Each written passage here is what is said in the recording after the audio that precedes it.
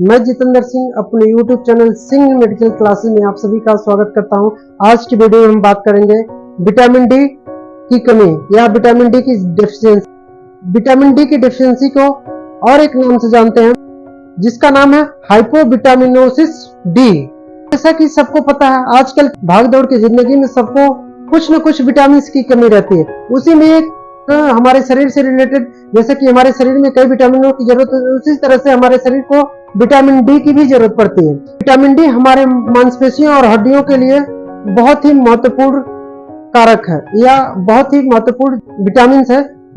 Vitamin D हमारे शरीर के लिए, जैसे कि रक्त में भी विटामिन डी की जरूरत पड़ती है, हमारे हड्डियों के लिए भी जरूरत पड़ती है और हमारे मांसपेशियों के लिए भी जरूरत पड़ती है, जो कि हमारे शरीर के संतुलन बनाए रखने के लिए बहुत ही जरूरी है।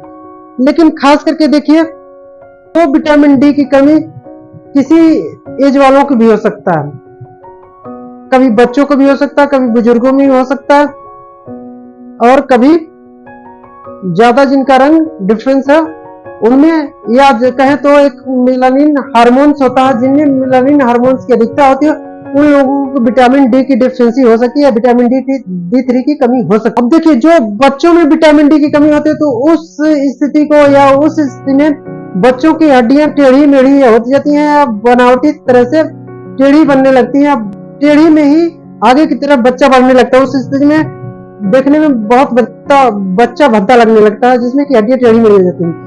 और यही बड़ों में जो होता है, अगर बड़ों में विटामिन डी की कमी हो जाती है तो उनकी हड्डियां भी टेढ़ी मेढ़ी हो जाती हैं और उस स्थिति को हम ऑस्टियोमलेशिया के नाम से जानते हैं।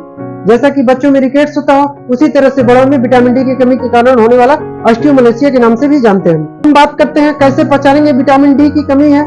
देखिए, अगर छोटे बच्चे हैं उनमें उनकी हड्डियां झुकी हुई होती हैं और टेढ़ी मेढ़ी होती हैं और उसी पे बच्चा बढ़ने लगता है, चलने में परेशानी होती है और उनके जोड़ों में या हड्डियों में दर्द स्टार्ट होता है, मांसपेशियों में भी दर्द हो सकता है।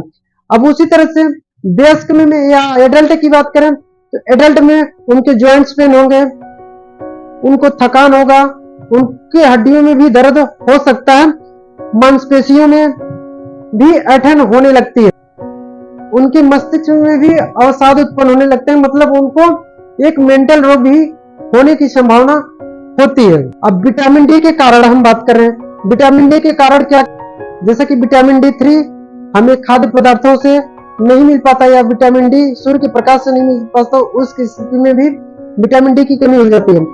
विटामिन डी3 का उचित तरह से अवशोषण या अवशोषित नहीं कर पाता तो उस स्थिति में भी हमारे शरीर में विटामिन डी की कमी हो सकती है, जिसकी लंबे समय से स्टेरॉयड मेडिसिन चल रही है, उसमें भी विटामिन डी की कमी हो सकती है। और कुछ स्थिति में मेडिकल सर्जरी, जैसे कि खास करके मोटापे वाली सर्जरी कराते हैं, उस स्थिति में भी विटामिन डी3 की कमी हो सकती है। विटामिन डी3 हम कैसे भरपूर मात्रा में ले सकते हैं? देखिए, विटामिन डी3 दो तरह से अवेलेबल होता है, एक D2 एक D3। अब D2 क्या होता है? D2 में क्या होता है? एग्रोकैल्सिफेरॉल, मतलब जो कि पौधों से प्राप्त होने वाले विटामिन डी3 है, उसको एग्रोकैल्सिफेरॉल कहते हैं, जो कि इसमें वैसे विदाउट डॉक्टर के प्रिस्क्रिप्शन द्वारा नहीं मिल सकता, और डॉक्टर का प्रिस्क्रिप्शन रहेगा तभी ये दवाई मिलेगी, एग्रोकैल्सिफेरॉल जो है। लेकिन जो ओलेकैल्सिफेरॉल है, वो जो कि कुछ मछलियों द्वारा या कुछ केमिकल द्वारा तैयार किए, तो वो तो एनी टाइम कभी भी किसी को भी मिल सकता है, जो केलोकैल्सिफेरॉल है। ये दो तरह के होते हैं, D2 और D3। और हम बात करते हैं किन खाद्य पदार्थों में मिलता है, जैसे वसा युक्त मछलियों में, खास करके इंद्रधनुषी मछली, मशरूम, अंडे, गाय का दूध, सोया, बादाम, संतरे के रस में भी विटामिन डी3 की कुछ मात्राएं होती हैं।